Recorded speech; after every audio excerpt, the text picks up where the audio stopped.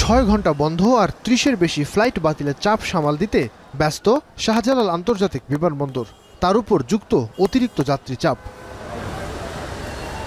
আন্দোলন, curfew, internet না থাকায় গেল জুলাইতে খারাপ সময় কেটেছে দেশের আকাশপথের জন্য। 5 আগস্ট সরকার পতনের পর গতকাল থেকে চাঞ্চল্য বেড়েছে দেশের প্রধান এই বিমানবন্দরের। সড়কে ভোগান্তি না থাকায় ফ্লাইটের সময় মতোই এসে পৌঁছেছেন যাত্রীরা। নেই বাড়তি থাকা খাওয়ার ভোগান্তিও। এসেই টার্মিনালে ঢুকে যাচ্ছেন তারা। ভোগান্তি নাই, মনে করেন নতুন করে আমরা দেশ স্বাধীন হয়েছে, সেই ভোগান্তি নিয়ে আমরা এখন তারপরে আল্লাহর মনে সৌদি আরবের উদ্দেশ্যে রওনা দিলাম। কোনো ভোগান্তি নেই, এখন আল্লাহ দিলে অনেক ভালো হচ্ছে দেশ। ফ্লাইট দুবাই আমরা টিকিট কাটছি, রাস্তাঘাটে কোনো জামঘাট নাই। আলহামদুলিল্লাহ আমরা সুস্থ মতো এয়ারপোর্ট আসতে পারছি। রাস্তায়ও কোনো জ্যাম নাই, ফ্রি, অনেক সুন্দর। এতে আমরা আলহামদুলিল্লাহ খুশি। পরিস্থিতি অনেক ভালো এয়ারপোর্টের। সিচুয়েশন 4টা 40 ফ্লাইট আমাদের, বিমান নাম্বার পেয়ে গেছি আমরা, আর কোনো সমস্যা নেই। তবে কিছু এয়ারলাইন্স ডিলে ছিল এদিন। ডিলে হওয়া যাত্রীদের কাটছে অলস সময়। তবে সৌদি এয়ারলাইন্সের একটি ফ্লাইট পিছিয়েছে 1 মাস। এয়ারলাইন্সটির এমন সিদ্ধান্তে ভোগান্তিতে পড়েছে যাত্রীরা।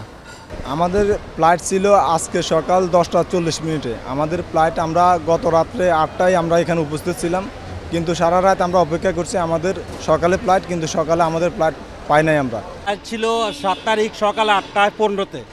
তো আমরা কাল রাত সন্ধ্যা রওনা দিছি, তখন আমাদেরকে মেসেজ ফোন করে বলছে যে টিকিট চেঞ্জ হয়েছে, 8:15 না, 3টার সময় ফ্লাইট। দেশের এয়ারলাইন্সগুলো বলছে দীর্ঘ 1 মাসের বিরতির পর ফের যাত্রী চাপ টের পাচ্ছেন তারা।